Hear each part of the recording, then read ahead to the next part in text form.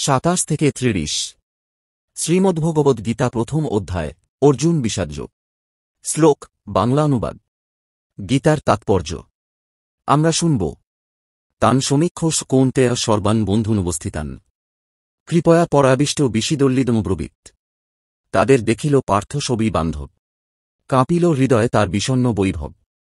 কৃপাতে কাঁদিল মন অতি দয়াবান, বিষণ্ণ হইয়া বলে শুনো ভগবান। বাংলায় অনুবাদ। যখন কুন্তিপুত্র অর্জুন সকল রকমের বন্ধু ও আত্মীয় স্বজনদের যুদ্ধক্ষেত্রে অবস্থিত দেখলেন, তখন তিনি অত্যন্ত কৃপাবিষ্ট ও বিষণ্ণ হয়ে বললেন, দৃষ্টেমং স্বজনং কৃষ্ণ যুজুৎসুং সমুপস্থিতম সিদন্তি মম গাত্রাণি মুখং পরিশুষ্যতি। অর্জুন কহে, কৃষ্ণ এরা যে স্বজন, রণাঙ্গনে আসিয়াছে করিবারে রণ। দেখিয়া আমার গাত্রে হয়েছে রোমাঞ্চ, মুখমধ্যে রস নাই এ যে মহাবঞ্চ। বাংলায় অনুবাদ। অর্জুন বললেন, হে প্রিয়বর কৃষ্ণ, আমার সমস্ত বন্ধুবান্ধব ও আত্মীয় স্বজনদের এমনভাবে যুদ্ধাভিলাষী হয়ে আমার সামনে অবস্থান করতে দেখে আমার অঙ্গপ্রত্যঙ্গ অবশ হচ্ছে এবং মুখ শুদ্ধ হয়ে উঠছে। তাৎপর্য, যিনি প্রকৃত ভগবদ্ভক্ত তাঁর মধ্যে সদ্গুণগুলি বর্তমান থাকে, যা সাধারণত দেবতা ও দৈবী ভাবাপন্ন মানুষের মধ্যে কেবল দেখা যায়। পক্ষান্তরে যারা অভক্ত, ভগবৎ বিমুখ, তারা জাগতিক শিক্ষা সংস্কৃতির মাপকাঠিতে যতই উন্নত বলে প্রতীত হোক, তাদের মধ্যে এই সমস্ত দৈব গুণগুলির প্রকাশ একেবারেই দেখা যায় না।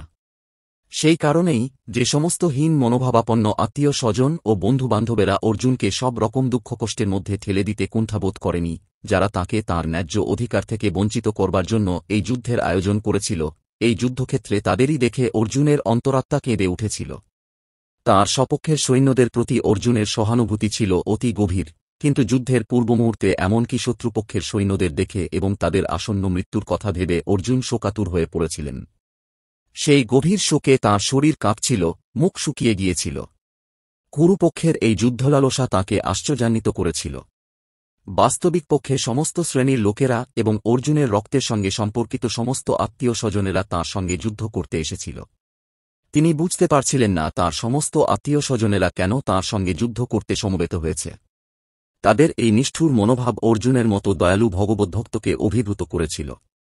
এখানে যদিও এই কথার উল্লেখ করা হয়নি, তবু আমাদের অনুমান করতে অসুবিধা হয় না যে অর্জুনের শরীর কেবল শুষ্ক ও কম্পিতই হয়নি, সেই সঙ্গে অনুকম্পা ও সহানুভূতিতে তাঁর চোখ দিয়ে অঝোর ধারায় জল পড়ছিল। অর্জুনের এই ধরনের আচরণ তাঁর দুর্বলতার প্রকাশ নয়, এ হচ্ছে তাঁর হৃদয়ের কোমলতার প্রকাশ। ভগবানের ভক্ত করুণার সিন্ধু, অপরের দুঃখে তাঁর অন্তর কাঁদে। তাই শুদ্ধ ভগবদ্ভক্ত অর্জুন বীরশ্রেষ্ঠ হলেও তাঁর অন্তরের কোমলতার পরিচয় আমরা এখানে পাই। তাই শ্রীমদ্ভাগবতে বলা হয়েছে, যশাক্তি ভক্তির ভগবত্ব কিঞ্চনা সর্বৈগুণস্তত্র সমাস্তে সুরা হরাবভক্তস্য কুতো মহদ্গুণা মনোর্থেনাস্তি ধাবত বহিত। ভগবানের প্রতি যার অবিচলিত ভক্তি আছে, তিনি দেবতাদের সব কয়টি মহৎ গুণের দ্বারা ভূষিত। কিন্তু যে ভগবদ্ভক্ত নয়, তার যা কিছু গুণ সবই জাগতিক এবং সেগুলির কোনই মূল্য নেই। কারণ সে মনোধর্মের দ্বারা পরিচালিত হয় এবং সে অবধারিতভাবেই চোখ ধাঁধানো জাগতিক শক্তির দ্বারা আকর্ষিত হয়ে পড়ে। বেপথুশ্চ শরীরে মে রোমহর্ষশ্চ জায়তে গান্ডিবং অংশতে হস্তাৎ ত্বক চৈব পরিদহাতে। বেপথুক কম্প চ শরীরে দেহে মেয়ামার রোমহর্ষক রোমাঞ্চ চ জায়তে হচ্ছে গান্ডিবং গান্ডিব নামক অর্জুনের ধনুক অংশতে স্খলিত হচ্ছে, হস্তাৎ হাত থেকে, তক চ এব অবশ্যই পরিদাহাতে দগ্ধ হচ্ছে। কাঁপিছে শরীর মোর সহিতে না পারি, গান্ডিব খসিয়া যায় কি করিয়া ধরি জ্বলিয়া উঠেছে ত্বক মহাতাপবান। হইও না বন্ধু আর আগুয়ান। বাংলায় অনুবাদ। আমার সর্বশরীর কম্পিত ও রোমাঞ্চিত হচ্ছে, আমার হাত থেকে গান্ডিব খসে পড়ছে এবং ত্বক যেন জ্বলে যাচ্ছে। তাৎপর্য, শরীরে কম্পন দেখা দেওয়ার দুটি কারণ আছে এবং রোমাঞ্চ হওয়ারও দুটি কারণ আছে। তার একটি হচ্ছে চিন্ময় আনন্দের অনুভূতি এবং অন্যটি হচ্ছে প্রচণ্ড জড়জাগতিক ভয়। অপ্রাকৃত অনুভূতি হলে কোনো ভয় থাকে না। অর্জুনের এই রোমাঞ্চ ও কম্পন অপ্রাকৃত আনন্দের অনুভূতির ফলে নয়, পক্ষান্তরে জড়জাগতিক ভয়ের ফলে। এই ভয়ের উদ্রেক হয়েছিল তাঁর আত্মীয় পরিজনদের প্রাণহানির আশঙ্কার ফলে। তার অন্যান্য লক্ষণ দেখেও আমরা তা স্পষ্টভাবে বুঝতে পারি। অর্জুন এতই অস্থির হয়ে পড়েছিলেন যে তাঁর হাত থেকে গান্ডিব ধনু খসে পড়েছিল এবং প্রচণ্ড দুঃখে তাঁর হৃদয় দগ্ধ হবার ফলে তাঁর ত্বক জ্বলে যাচ্ছিল। এই সমস্ত কিছুরই মূল কারণ হচ্ছে ভয়। অর্জুন এই মনে করে ভীষণভাবে ভীত হয়ে পড়েছিলেন যে তাঁর সমস্ত আত্মীয় স্বজনেরা সেই যুদ্ধে হত হবে, এবং এই যে হারাবার ভয়, তারই বাহ্যিক প্রকাশ হচ্ছিল তাঁর দেহের কম্পন, রোমাঞ্চ, মুখ শুকিয়ে যাওয়া, গা জ্বালা করা আদির মাধ্যমে। গভীরভাবে বিবেচনা করলে আমরা দেখতে পাই অর্জুনের এই ভয়ের কারণ হচ্ছে তিনি তাঁর দেহটিকেই তাঁর স্বরূপ বলে মনে করেছিলেন, এবং তাঁর দেহের সম্বন্ধে যারা তথাকথিত আত্মীয় তাদের হারাবার শোকে তিনি মুহ্যমান হয়ে পড়েছিলেন।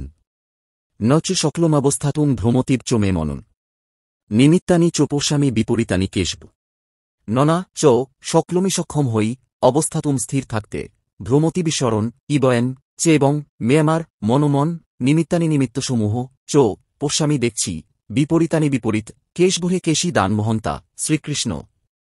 অস্থির হয়েছি আমি, স্থির নহে মন, সব ভুল হয়ে যায়, কি করি এখন। বিপরীত অর্থ দেখি শুনহ কেশব, এ যুদ্ধে কাজ নাহি হল পণ্ড সব। বাংলা অনুবাদ: হে কেশব, আমি এখন আর স্থির থাকতে পারছি না।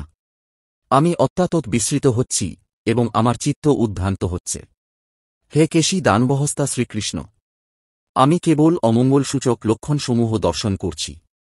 তাৎপর্য: অর্জুন অস্থির হয়ে পড়েছিলেন, তাই তিনি যুদ্ধক্ষেত্রে থাকতে অক্ষম হয়ে পড়েছিলেন এবং তাঁর মন এতই বিমর্ষ হয়ে পড়েছিল যে তিনি আত্মবিস্মৃত হয়ে পড়ছিলেন। জড় জগতের প্রতি অত্যধিক আসক্তি মানুষকে মোহাচ্ছন্ন করে ফেলে। এই ধরনের ভীতি ও আত্মবিস্মৃতি তখনই দেখা দেয় যখন মানুষ জড়াশক্তির দ্বারা অত্যন্ত প্রভাবিত হয়ে পড়ে। অর্জুন অনুভব করেছিলেন সেই যুদ্ধের পরিণতি হচ্ছে কেবল স্বজন হত্যা, এবং এভাবে শক্রনিধন করে যুদ্ধে জয়লাভ করার মধ্যে কোনো সুখই তিনি পাবেন না। এখানে নিমিত্তানি বিপরীতানি কথাগুলি তাৎপর্যপূর্ণ।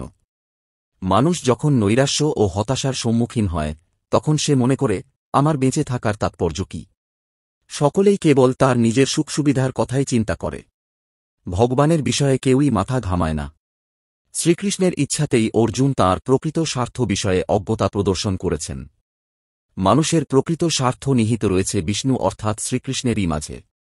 মায়াবদ্ধ জীবেরা এই কথা ভুলে গেছে, তাই তারা নানাভাবে কষ্ট পায়।